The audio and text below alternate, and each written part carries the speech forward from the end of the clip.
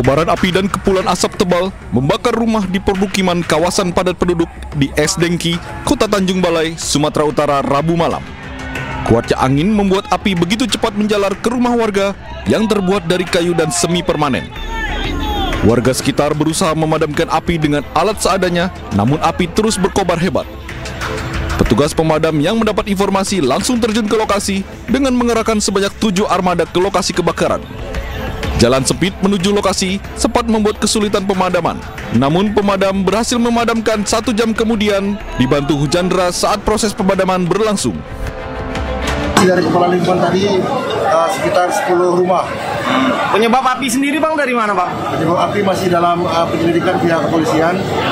Ada nggak korban-korban jiwa sendiri Bang? Korban jiwa tidak ada, namun kerugian material diprediksi sekitar puluhan juta rupiah lah.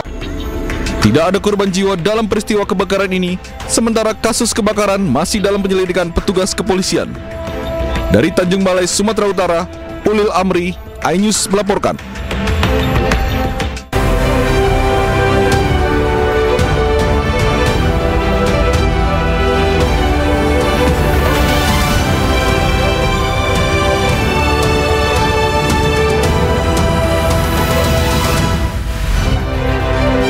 Ratusan warga dari 7 desa di Kecamatan Sosopan, Padang Lawas, Sumatera Utara berunjuk rasa menolak lahan pertanian warga dikelola perusahaan swasta.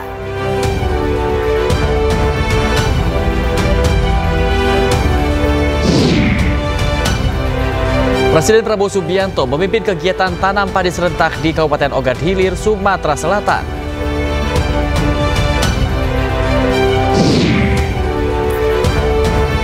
Kejagung menemukan uang tunai senilai 5,5 miliar rupiah dalam penggeledahan di rumah hakim tersangka kasus suap vonis lepas minyak sawit mentah.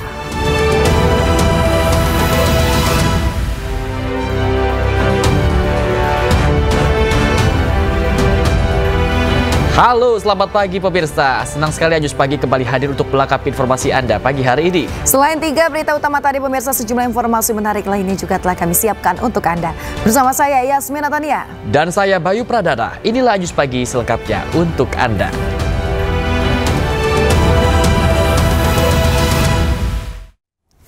Pemirsa, kita awal informasi pagi hari ini terkait dengan ratusan warga dari 7 desa di Kecamatan Sosopan, Padang Lawas, Sumatera Utara berunjuk rasa menolak lahan pertanian warga dikelola perusahaan swasta. Ya, aksi sempat memanas saat massa memblokade jalan dengan membakar ban bekas. Sambil kita menunggu kedatangan dari Polres, mungkin baiklah kita dengarkan. Ratusan warga dari 7 desa melakukan aksi unjuk rasa damai di Desa Binanga Tolu, Huta Bargot Siundol, Kecamatan Sosopan, Sumatera Utara, Selasa siang. Massa menolak lahan pertanian dikuasai dan dikelola oleh perusahaan swasta, bekerja sama dengan anggota kelompok tani Gapoktan Bukit Mas. Aksi sempat memanas saat massa memblokade jalan lintas Sumatera dengan membakar ban bekas di tengah jalan sebagai bentuk protes.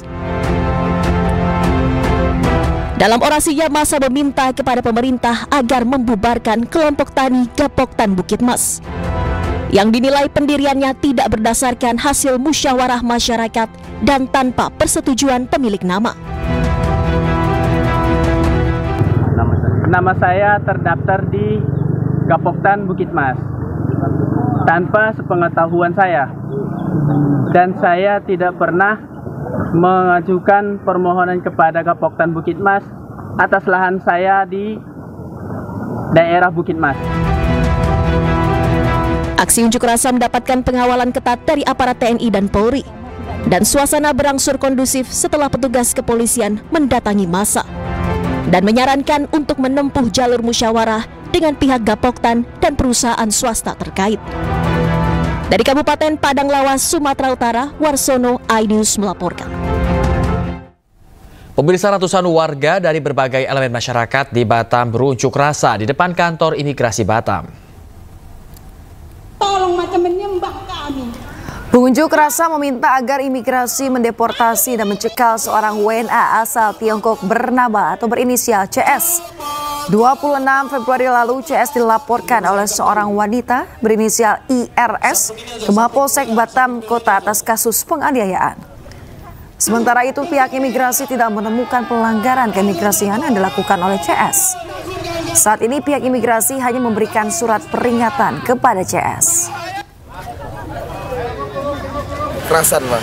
Nah, ada hasil visum, baru kita bawa laporkan ke Polsek Batam Kota.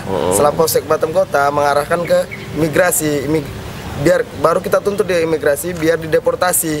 Nah, tapi ada syarat dari imigrasi bahwasanya harus di RJ-kan di Polsek.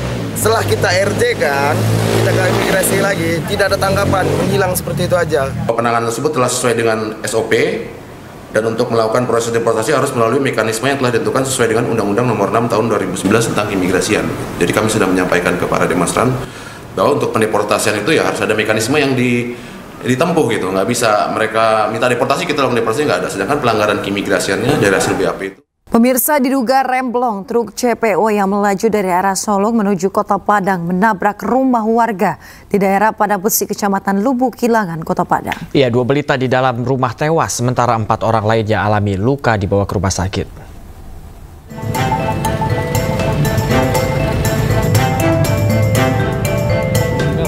Kecelakaan tragis terjadi di Jalan Raya Padang Besi, Kecamatan Lubuk Kilangan, Kota Padang, Sumatera Barat. Truk CPO menabrak rumah warga yang berada di pinggir jalan. Diduga, truk CPO yang melaju kencang dari arah Solok menuju Kota Padang alami remblong, hilang kendali hingga menabrak rumah, masuk ke dalam ruang tamu dan tembus ke kamar tidur. Insiden ini menyebabkan 2 orang balita yang tengah tidur dalam kamar tewas di lokasi. Sementara 3 anggota keluarga lain dan seorang sopir truk yang alami luka-luka dievakuasi ke Rumah Sakit Semen Padang untuk perawatan medis. Jam 1.30 saya nyampe ke sini dan keadaan sudah seperti ini kan. Iya. Jadi tugas saya hanya mengeluarkan anggota keluarga saya. Terdapat 5 korban termasuk sopir, 2 meninggal dunia, 3 luka-luka. Dan saat ini sedang kita lakukan pendalaman di unit Gakum Satlantas Polresta Padang. Korban meninggal, Kalia Valisa 2 tahun dan Rafa 10 tahun rencananya akan dimakamkan di pemakaman keluarga di Lubuk Kilangan. Pentingnya pemeliharaan kendaraan layak jalan agar tak memakan korban jiwa. Dari Padang, Sumatera Barat, Budi Sunandar, iNews melaporkan. Pemirsa, Badan Penyelenggara Jaminan Produk Halal meluruskan informasi terkait temuan 9 produk makanan olahan yang mengandung babi. Ya, BPJPH menyebut beberapa tahun belakangan produsen mengubah komposisi bahan produk yang sebelumnya ini dinyatakan lolos sertifikasi halal.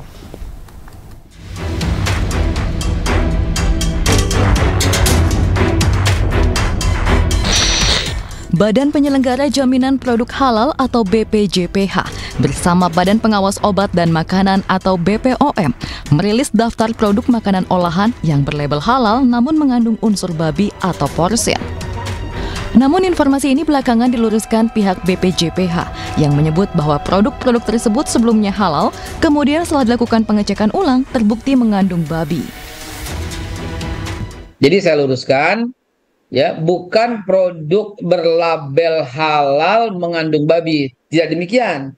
Tetapi yang terjadi adalah bahwa kami senantiasa bersama BPOM melakukan cek, melakukan and recheck, melakukan inspeksi. Nah, di antara yang kami lakukan inspeksi itu juga random.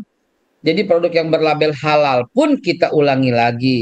Dan ternyata hasil dari pengecekan kembali ada produk yang semula diidentifikasi oleh lembaga pemeriksa halal tidak mengandung babi, berjalan 4 tahun kemudian, ya, kami lakukan pengecekan ulang, ternyata mengandung porsin, yaitu mengandung babi.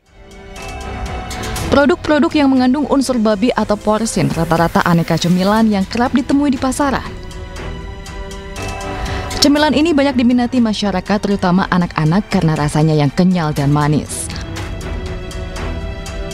7 dari 9 produk pangan ini diketahui telah mengantongi sertifikat halal, sementara 2 produk lainnya tidak mengantongi sertifikat halal. Sementara terhadap temuan ini, produsen diberi sanksi berupa penarikan semua produk dari pasaran dalam waktu 60 hari sejak diumumkan pihak BPJPH dan BPOM. Tim Liputan iNews melaporkan. Pemirsa, Polres Metro Jakarta Selatan kembali melakukan pemeriksaan terhadap pelapor yaitu Mitra Dapur SPPG Kalibata terkait dengan kasus dugaan penipuan dan penggelapan dana makan bergizi gratis MBG. Ya, usai melakukan pemeriksaan 5 orang saksi, polisi kini tengah mendalami surat perjanjian antara yayasan dan Mitra Dapur.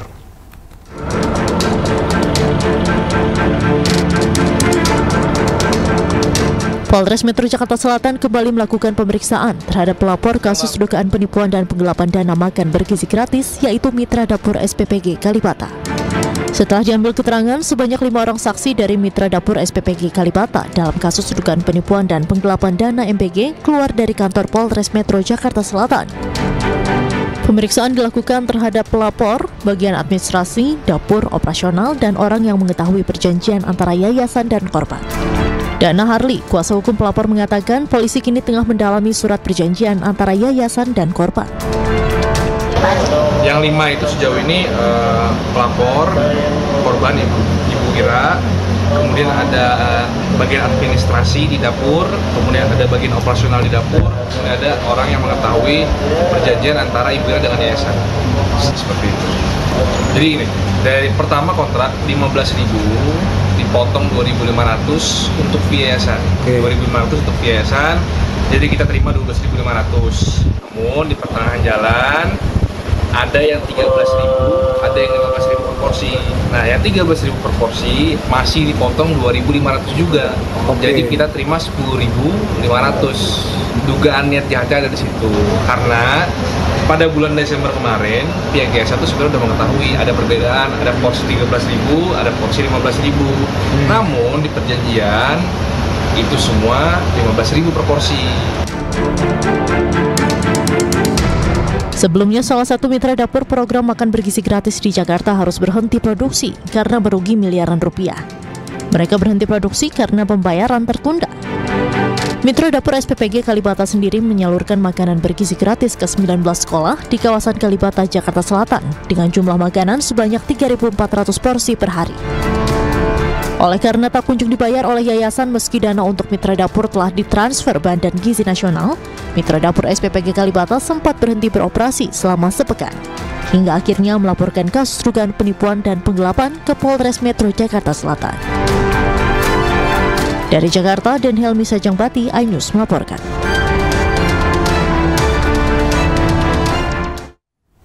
Pemirsa, Presiden Prabowo Subianto merespon tentang dugaan penggelapan dana makan bergizi gratis di Jakarta Selatan. Prabowo menjamin akan menyelesaikan masalah tersebut.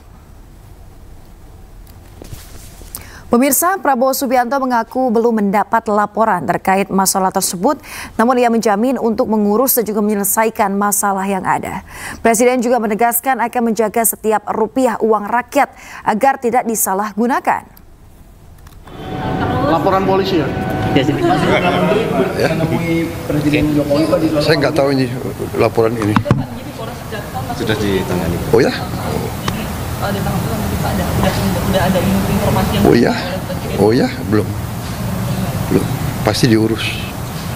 Setiap sen uang rakyat akan kita jaga. Ya. Terima kasih, Pak. Kejaksaan Agung menemukan uang tunai senilai 5,5 miliar rupiah dalam penggeledahan di rumah hakim tersangka kasus suap vonis lepas minyak sawit mentah.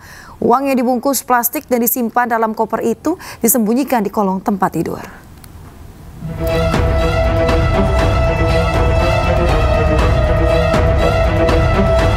Kejaksaan Agung menggeledah rumah Hakim Ali Muhtarom tersangka kasus dugaan suap vonis lepas korupsi minyak goreng.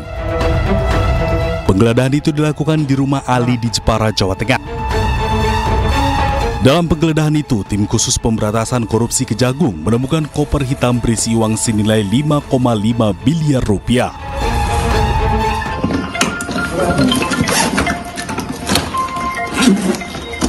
Halo, siapa? Sudah, bisa video call? Ini udah saya buka. Udah dapat, udah. Video call bisa? Video call. Rekam sudah Pak. Ini Sudah direkam juga, Pak? Sudah direkam semua, ini barang buktinya. Udah dapat ya? Dapat. Buka apa itu nanti di. Koper itu disembunyikan di kolong tempat tidur terbungkus kardus. Uang dalam koper itu ditemukan dalam pecahan mata uang dolar sebanyak 3.600 lembar yang terbungkus plastik dengan rapi. Yang pertama, bahwa benar penyidik melakukan penggeledahan dan penyitaan di sebuah rumah ya di Jepara ya beberapa waktu yang lalu, itu pertanggal 13 April 2025, dan dari rumah tersebut ditemukan sejumlah uang dalam mata asing sebanyak 3.600 lembar atau 36 blok ya, yang dengan mata uang asing 100 USD ya. Jadi kalau kita setarakan di kisaran 5,5 M ya. Nanti silakan dihitung ya kalau penyetaraannya. Dan terkait dengan itu perlu juga saya sampaikan bahwa penyidik sudah menyetor titipkan ya hasil sitaan tersebut di rekening penitipan lainnya di Bank BRI.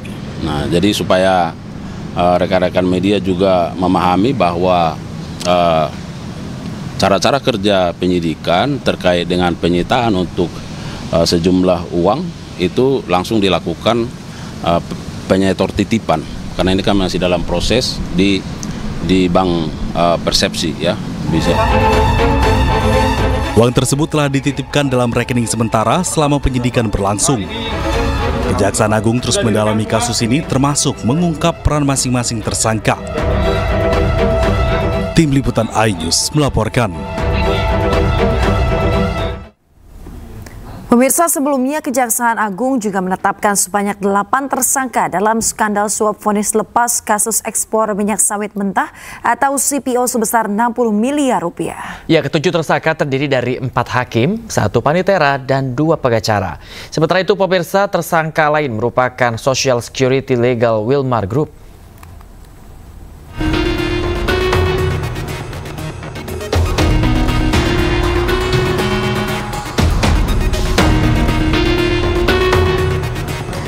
Kejaksaan Agung telah menetapkan 8 tersangka dalam kasus dugaan jual beli putusan dalam perkara korupsi bahan baku minyak goreng. 3 diantaranya merupakan hakim dan 1 ketua Pengadilan Negeri Jakarta Selatan. Kejaksaan Agung mengungkap Ketua Pengadilan Negeri Jakarta Selatan memberikan uang suap kepada 3 hakim sebanyak 22,5 miliar rupiah. Ketiganya adalah Jum Yamto selaku Hakim Ketua, Agam Syarif Baharudin, dan Ali Muhtarom selaku Hakim Anggota. Ketiganya saat itu menangani kasus perkara ekspor minyak sawit mentah atau CPO di Pengadilan Negeri Jakarta Pusat. Sementara uang tersebut diberikan 2 kali dengan nominal 4,5 miliar rupiah dan 18 miliar rupiah dengan pesan agar hakim memvonis lepas 3 terdakwa korupsi. Pemberian suap ini terkait pengurusan perkara pemberian fasilitas ekspor minyak sawit mentah atau CPO dan turunannya yang menyeret 3 korporasi besar antara Januari 2022 sampai Maret 2022 agar majelis hakim yang mengadili memberi putusan perkaranya tak terbukti dan dapat lepas dari tuntutan hukum. Selain itu, sejumlah mobil mewah disita pihak Kejagung sebagai barang bukti. Mobil mewah tersebut merupakan milik para pengacara yang diduga berperan sebagai pemberi suap dalam kasus ini. Ada pula 21 motor dan juga 7 sepeda yang ikut disita. Tak hanya itu, Kejaksaan Agung juga menyita uang miliaran rupiah dalam bentuk pecahan dolar Amerika Serikat dan dolar Singapura di rumah Ketua Pengadilan Negeri Jakarta Selatan dan 3 hakim. Tim Liputan iNews melaporkan. Pemirsa, setelah ditangkap dengan dugaan penyalahgunaan narkoba, artis Fachri Albar menjalani tes kesehatan di Polres Metro Jakarta Barat. Hasil tes kesehatan menunjukkan Fachri Albar positif mengonsumsi beberapa jenis narkotika.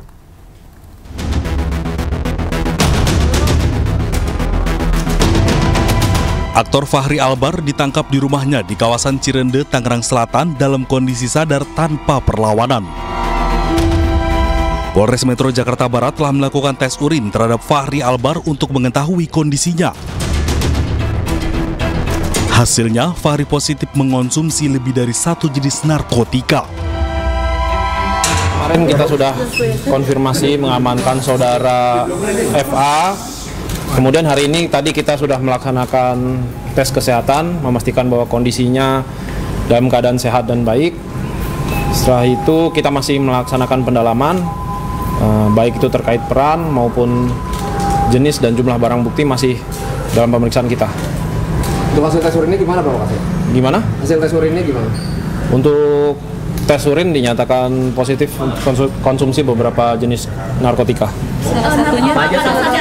Nanti jenis narkotika pada saat itu bukan jenis dan jumlah barang bukti akan kita sampaikan nanti lengkapnya besok pagi saat konferensi pers. Saat ditangkap dia sama siapa? Mungkin ada.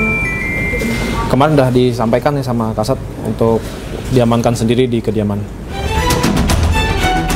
Sebelumnya, Fahri Albar diamankan di rumahnya di kawasan Jakarta Selatan pada hari Minggu kemarin. Saat diamankan, petugas menemukan sejumlah barang yang diduga mengandung narkotika. Dari Jakarta, Jen Cahyani, Iriansyah, dan Di Bernadi, iNews melaporkan. Pemirsa, saat menangkap selebritas Fahri Albar pada Minggu malam, polisi juga menggeledah kamar Fahri. Ya, hasilnya polisi menemukan narkoba yang disembunyikan di bawah kasur Fahri. Seperti inilah pemirsa detik-detik penggeledahan yang dilakukan polisi di rumah Fahri Albar di kawasan Cirende, Jakarta Selatan. Petugas menggeledah kamar ini disaksikan langsung oleh Fahri Albar. Fahri menunjukkan tempat menyimpan sejumlah narkoba di bawah kasur. Petugas berhasil menemukan sejumlah barang bukti narkoba dan langsung diamankan.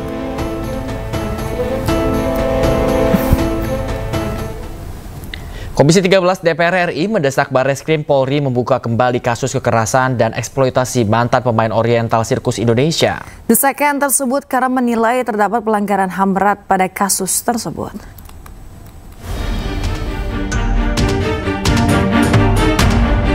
Komisi 13 DPR RI menggelar audiensi dengan Komnas HAM dan Komnas Perempuan membahas kasus dugaan kekerasan dan eksploitasi mantan pemain Oriental Sirkus Indonesia atau OCI.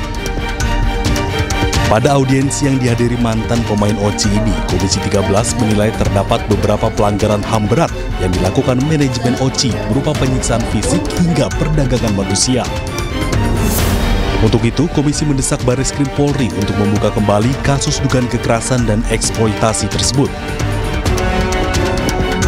Nah, kita Komisi 13 ingin mengawal kasus ini terkait dengan tindak kejahatannya, bahwa Mabes Polri membuka kembali kasus ini dan katakanlah menghukum pelaku kejahatan ini kalau masih ada ya.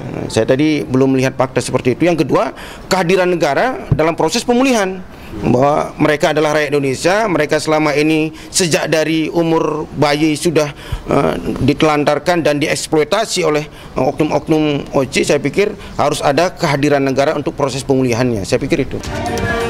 Sebelumnya diketahui bahwa proses hukum atas kasus ini terhenti pada tahun 1999 karena kurangnya bukti.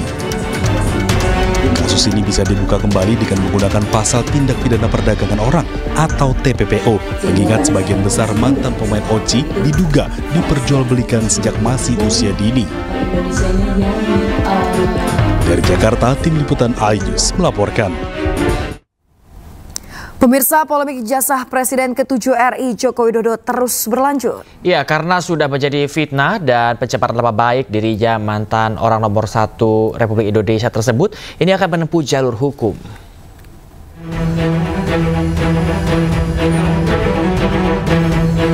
Polemik ijazah Presiden ke-7 RI Joko Widodo terus berlanjut. Mantan orang nomor 1 Republik Indonesia tersebut akan menempuh jalur hukum karena sudah menjadi fitnah dan pencemaran nama baik bagi dirinya. Joko Widodo menyebut dirinya siap menunjukkan ijazah asli jika diminta hakim pengadilan dalam persidangan. Joko Widodo menyebut seluruh permasalahan ijazahnya telah diserahkan kepada tim kuasa hukumnya dan tinggal menunggu langkah-langkah berikutnya.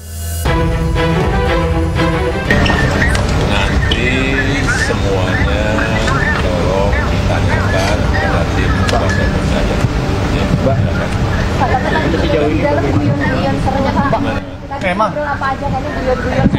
Pak, lihat sini, Pak. Rame ya, Pak. Bang, oke. Ya, dia kan. Ya, ngajaga.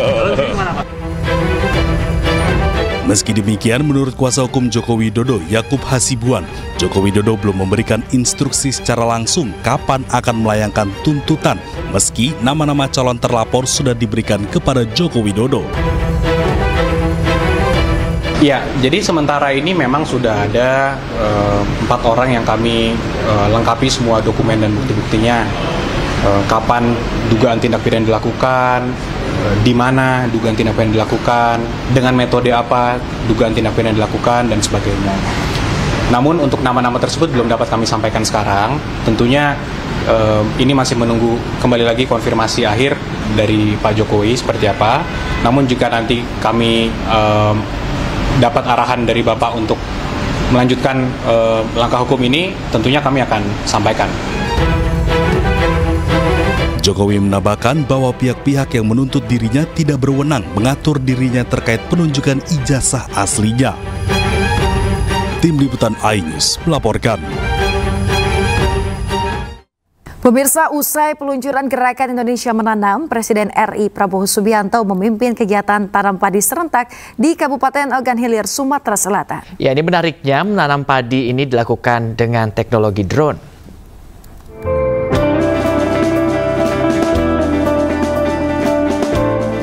Presiden Republik Indonesia Prabowo Subianto memimpin kegiatan tanam padi serentak di Kabupaten Ogan Hilir, Sumatera Selatan.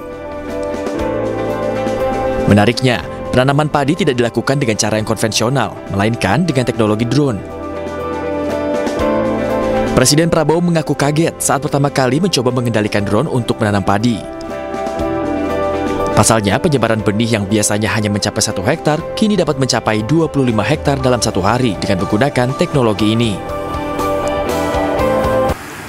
Sawah dengan teknik modern, di mana penyebaran benih dilaksanakan dengan drone, di mana yang tadinya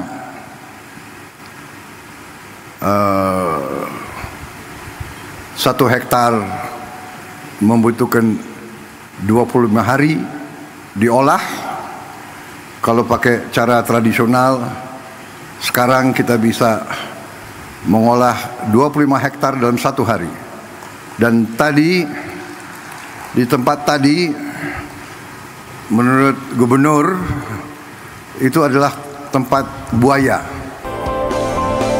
Dengan inovasi ini, Prabowo menargetkan 100.000 hektar sawah produktif di Sumatera Selatan. Dengan begitu, produksi padi yang per tahunnya mencapai 3 juta ton akan meningkat hingga 4 juta ton. Ketahanan pangan itu tidak mungkin bisa diwujudkan oleh 1-2 pihak. Dalam konteks bernegara, tidak akan mudah bila itu hanya dilakukan oleh pemerintah tunggal. Mesti ada kebersamaan yang menyatu antara pemerintah dengan rakyat. Oleh karena itu, ketika pemerintah sudah memiliki programnya, sudah memiliki rancang bangun dan visinya, maka dari rakyat membersamai sehingga terjadi akselerasi dan membangun kesadaran bahwa ketahanan pangan itu penting. Rangkaian Gerakan Indonesia Menanam ini pun disambut baik oleh para petani. Perhatian pemerintah terhadap profesi mereka ini diharapkan dapat terus meningkatkan produktivitas serta kualitas sektor pertanian Indonesia. Kegiatan petani sekarang sudah diekspos oleh pemerintah, ya. Diayomi oleh pemerintah, mungkin itu selanjutnya bisa kami harapkan itu. Ya, harapan kami acara ini kalau bisa jangan cukup di sini. Untuk selanjutnya petani ini harus diperhatikan gimana cara meningkatkan hasil tani yang kami harapkan dengan optimal. Presiden Prabowo berharap adanya gerakan ini menjadi gerbang terwujudnya swasembada pangan di Indonesia. Lebih dari itu, orang nomor 1 di tanah air ini berharap Indonesia dapat menjadi lumbung pangan dunia. Dari Kabupaten Ogan Hilir, Sumatera Selatan, iNews melaporkan. Presiden Prabowo Subianto menyebut kondisi bangsa Indonesia cerah dengan melimpahnya sumber daya yang bisa diolah. Indonesia hanya butuh putra-putri bangsa yang pandai dan tidak menyerah. Masa depan kita gemilang. Terima kasih Pak Ustadz, hari ini kelihatan Indonesia sangat cerah. Dan kita bersyukur kepada Yang Maha Kuasa atas segala nikmat yang diberikan kepada kita. Yang Maha Kuasa telah memberi sangat banyak kepada bangsa kita. Sekarang kita butuh putra-putri bangsa yang pandai mengolah apa yang diberikan oleh Yang Maha Kuasa. Tidak menyerah, rawa dibikin produktif, lahan kering, lahan susah dijadikan tempat riset. Ini akan berkembang. Anak-anak kita akan sehat. Pemirsa, pengamat militer Koni Rahakundini akhirnya muncul dengan dokumen rahasia titipan Sekjen PDIP Hasto Kristianto. Dokumen yang sebelumnya disimpan di Rusia kini diserahkan kepada Wakil Sekjen PDIP Aryo Adidarpo. Ini saya terangkan, notaris pertama ini tentang 32 dokumen, dicap oleh notaris. Notaris kedua adalah ini notaris Rusia ya, Mas? Rusia dong, saya Rusia. Nanti ditranslate aja ada. Nah, yang ini dokumen tambahan. Jadi total dokumen pada saya itu 37. Siap. Yang paling mengerikan untuk saya nomor 16. Siap. Kali itu buat dan Kapolri. Dan nomor 7.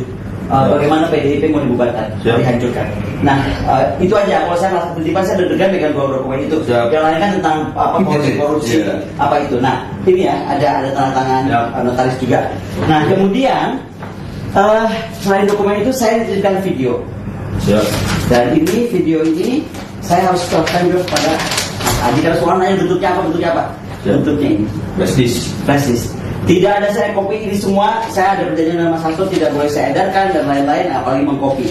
Nah, kalau ditanya kenapa saya serahkan sekarang ke Pak Adi.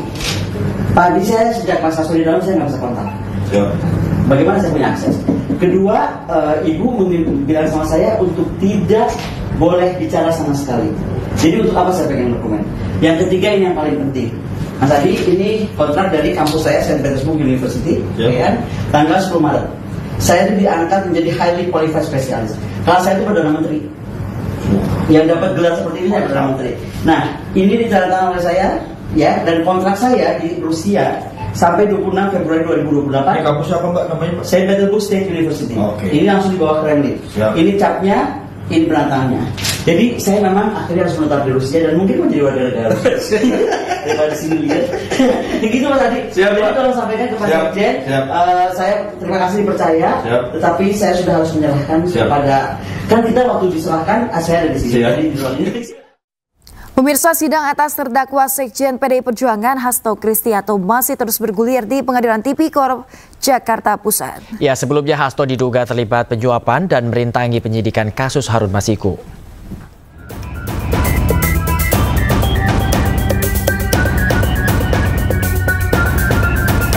KPK menetapkan Sekjen PDI Perjuangan Hasto Kristianto sebagai tersangka dalam kasus suap pergantian antar waktu Harun Masiku. Komisi Anti Rasuah menemukan bukti Hasto bekerja sama dengan Harun Masiku melakukan upaya suap kepada ex-komisioner KPU Wahyu Setiawan untuk meloloskan Harun Masiku sebagai anggota legislatif melalui mekanisme pergantian antar waktu. KPK juga menemukan bukti lain saat Hasto berupaya merintangi penyidikan dengan meminta pegawainya menelpon Harun Masiku saat operasi tangkap tangan KPK pada Januari 2020 silam.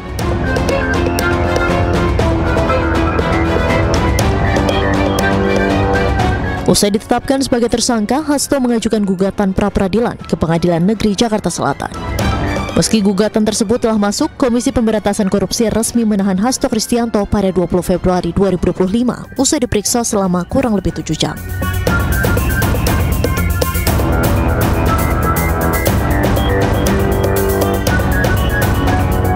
Namun permohonan pra-peradilan tersebut ditolak hakim karena tidak memenuhi syarat formil lantaran dalam 2 sprindik yang dipermasalahkan pemohon tidak diajukan dalam 2 permohonan, melainkan hanya 1 permohonan. Dengan demikian, status tersangka Hasto Kristianto oleh KPK dinyatakan sah. 1 hari setelah pra-peradilannya ditolak, Hasto kembali mengajukan gugatan pra-peradilan ke Pengadilan Negeri Jakarta Selatan. Namun lagi dan lagi, dalam sidang pra-peradilan jilid kedua Hasto, pengadilan melalui hakim tunggal pada Pengadilan Negeri Jakarta Selatan, Afrizal Hadi, menggugurkan gugatan pra-peradilan Hasto Kristianto. Pra-peradilan gugur karena berkas Hasto telah dilimpahkan oleh KPK ke Pengadilan Tipikor Jakarta Pusat. Kini sidang kasus dugaan suap pengurusan penggantian antar waktu anggota DPR untuk Harun Masiku dan perintangan penyidikan atas terdakwa Hasto Kristianto masih bergulir di Pengadilan Tipikor pada Pengadilan Negeri Jakarta Pusat. Dari Jakarta, Tim Liputan iNews melaporkan. Ini kita ke informasi berikutnya, pemirsa. Warga desa Cikamunding, Lebak, Banten mengeluhkan rusaknya jalan desa sepanjang 4 km. Ya, pihak desa mengaku sudah sering mendapatkan laporan banyaknya pengendara sepeda motor yang terjatuh akibat licinnya badan jalan.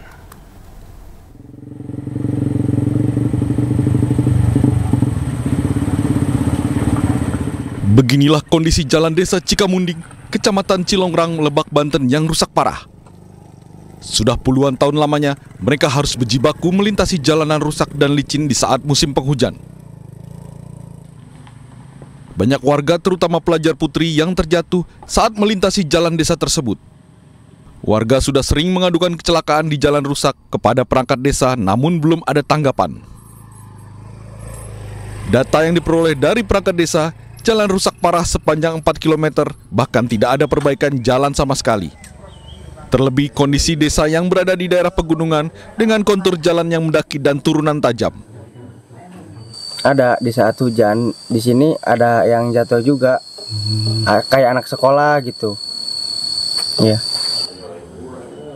Menurut Kepala Desa Cikamunding, bantuan dana desa dari pemerintah tidak bisa dipergunakan lagi untuk memperbaiki jalan rusak.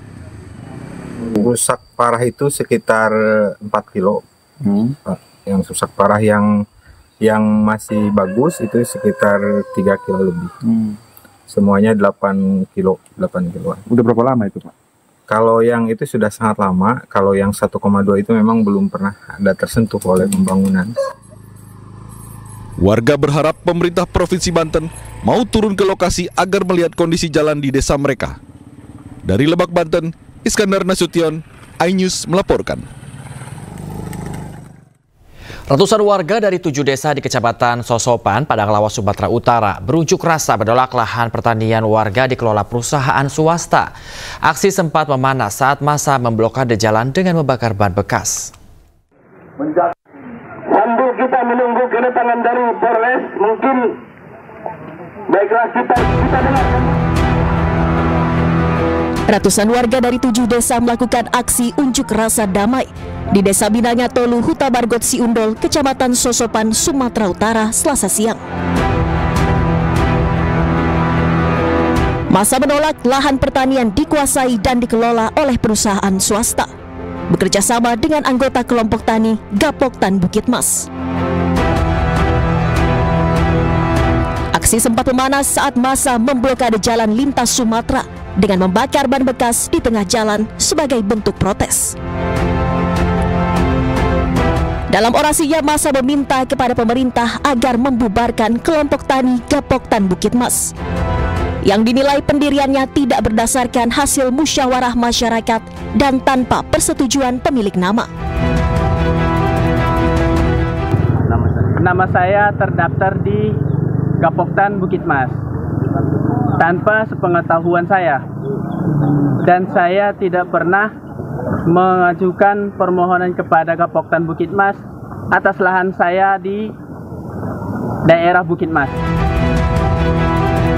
Aksi unjuk rasa mendapatkan pengawalan ketat dari aparat TNI dan Polri, dan suasana berangsur kondusif setelah petugas kepolisian mendatangi massa dan menyarankan untuk menempuh jalur musyawarah dengan pihak Gapoktan dan perusahaan swasta terkait. Dari Kabupaten Padang Lawas, Sumatera Utara, Warsono, iNews melaporkan. Pemirsa, kita beralih ke informasi olahraga. Kompetisi bertajuk True Champ bersama Fedor Gorz siap memanjakan para pecinta biliar di seluruh Indonesia. Dalam laga eksibisi tersebut akan hadir juara dunia biliar bola 9 2024 asal Rusia, Amerika Serikat, yakni Fedor Gorz.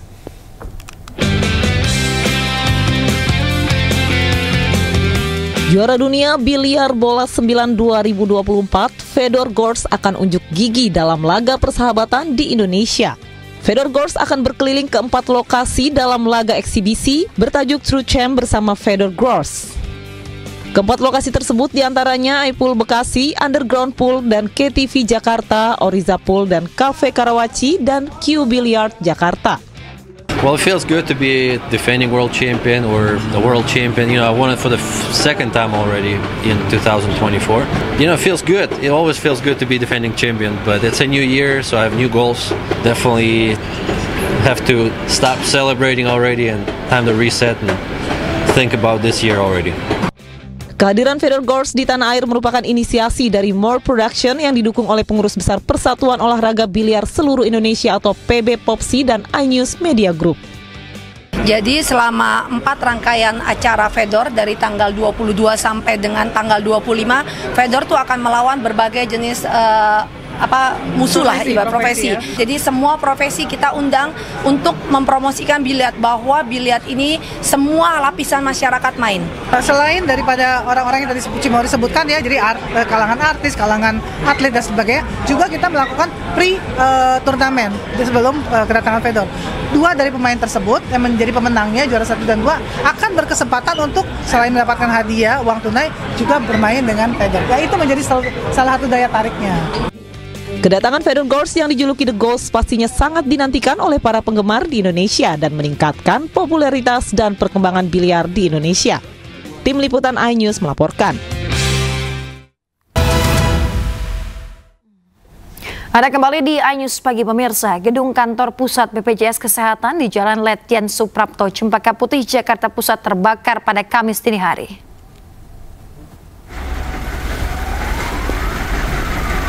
Kebakaran terjadi di ruang bagian administrasi yang berada di lantai 3 gedung BPJS Kesehatan di Cempaka Putih, Jakarta Pusat. Kepulan asap pekat menyelimuti bangunan gedung hingga petugas damkar harus menggunakan smoke removal unit untuk mengeluarkan asap dari gedung tersebut. Dugaan sementara kebakaran terjadi akibat adanya hubungan arus pendek di ruang bagian administrasi kantor yang berada di lantai 3 gedung. Api berhasil dipadamkan setelah 19 unit mobil pemadam kebakaran diterjunkan ke lokasi. Kini kasus kebakaran gedung kantor BPJS tengah ditangani Polsek Cempaka Putih, Jakarta Pusat.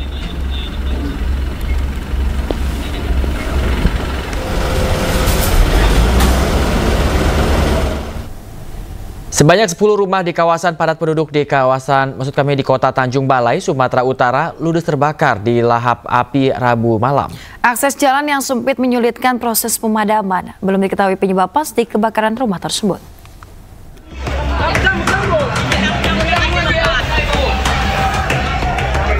Kobaran api dan kepulan asap tebal membakar rumah di permukiman kawasan padat penduduk di Esdengki, Kota Tanjung Balai, Sumatera Utara, Rabu malam. Kuatnya angin membuat api begitu cepat menjalar ke rumah warga yang terbuat dari kayu dan semi permanen. Warga sekitar berusaha memadamkan api dengan alat seadanya, namun api terus berkobar hebat. Petugas pemadam yang mendapat informasi langsung terjun ke lokasi dengan mengerahkan sebanyak 7 armada ke lokasi kebakaran. Jalan sempit menuju lokasi sempat membuat kesulitan pemadaman. Namun pemadam berhasil memadamkan 1 jam kemudian dibantu hujan deras saat proses pemadaman berlangsung. Dari kepala lingkungan tadi sekitar 10 rumah. Penyebab api sendiri Bang dari mana Bang? Penyebab api masih dalam penyelidikan pihak kepolisian. Ada nggak korban-korban jiwa sendiri Bang? Korban jiwa tidak ada, namun kerugian material diprediksi sekitar puluhan juta rupiah lah. Tidak ada korban jiwa dalam peristiwa kebakaran ini, sementara kasus kebakaran masih dalam penyelidikan petugas kepolisian. Dari Tanjung Balai, Sumatera Utara, Ulil Amri, iNews melaporkan. Pemirsa, sebuah pos pelayanan kesehatan terpadu atau posyandu di Kelurahan Pasar Bangko, Kabupaten Merangin Jambi ludes terbakar. Ya, kebakaran diduga akibat korsleting listrik.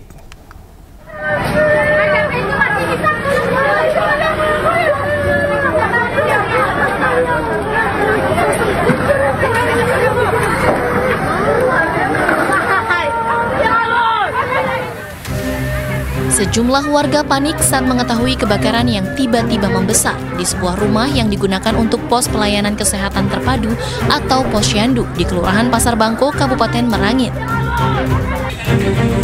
Selain mengamankan sejumlah barang, warga juga berusaha memadamkan api dengan alat seadanya sebelum mobil pemadam kebakaran tiba. kebakaran tersebut, setelah kami sampai di lokasi, api sudah membakar lebih dari 60% bangunan, sehingga bangunan yang terbakar tersebut sampai dengan akhir kejadian itu 90% terbakar. Berarti barang-barang yang dalam posyandu sendiri tidak bisa diselamatkan? Barang-barang yang di dalam posyandu mungkin ya bisa diselamatkan sebagian kecil. Api dapat dipadamkan 2 jam kemudian setelah petugas pemadam kebakaran diterjunkan ke lokasi. Sementara itu tidak ada korban dalam peristiwa ini karena saat kejadian posyandu dalam kondisi kosong. Dari Kabupaten Merangin, Jambi, Sarfandi, iNews melaporkan. Pemirsa, seorang mama di Teluk Bakau, Kolam Nungsa, Batam, Kepulauan Riau nekat menghadang truk tanah timbunan hingga nyaris terkubur. Ya, video itu viral di media sosial pemirsa sejak 2 hari terakhir.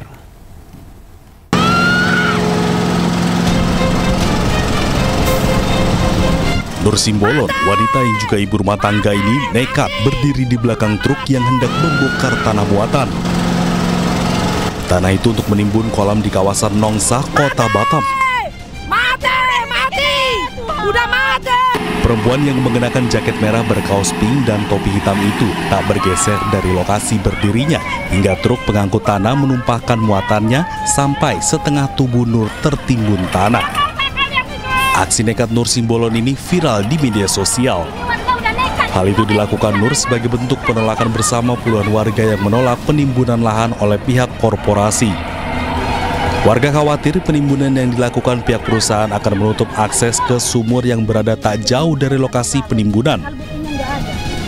Sumur itu selama ini menjadi sumber air bersih bagi warga sekitar sehingga keberadaannya vital untuk kebutuhan sehari-hari. Kita melarang supaya kolam tidak ditimbun dulu. Gitu, jadi setiap hari kami ketika mereka kerja kami memang memohon jangan dulu kolam ditimbun sebelum semua warga-warga selesai pembayarannya gitu. Apalagi kami tinggal beberapa orang gitu kan. Jadi pas saat itu kami melarang mereka jangan timbun sampai sini karena sudah dekat dengan sumur tetangga saya, kawan saya gitu. Rupanya pas kami menghalang yang lain, kawan saya ini nekat berdiri situ supaya lorinya maju ke depan. Rupanya dituang juga. Nggak pikirkan anak lagi kalian. Segojo. Ironisnya, meski terjadi penolakan oleh warga, namun para pekerja tetap melanjutkan pekerjaan. Kalau kalian suruh pula kami ke polsek, kalian adu kami sama polsek. Kayak gimana orang polsek nggak terima? Polda, abang gara-gara orang hebat. Ini udah lari, udah dari perusahaan ini. Ini udah dari.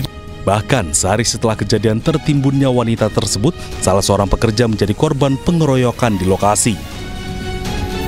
Kapolresta Barelang, Kombes Pol Zainal Arifin mengatakan perempuan yang tertimbun tanah itu hingga saat ini belum membuat laporan polisi. Namun untuk pekerja yang mengalami pengeroyokan telah membuat laporan polisi, korban sendiri masih menjalani perawatan di rumah sakit. Motif sementara adalah mereka marah karena belum diselesaikan keinginan daripada yang masih menolak uang pindah itu. Ya. Jadi menghentikan pihak perusahaan yang melakukan pekerjaan keliling di lokasi. Saat ini kepolisian masih melakukan penyelidikan lebih lanjut terkait 2 peristiwa tersebut. Dari Batam, Kepulauan Riau, Gusti Yenosa, iNews melaporkan.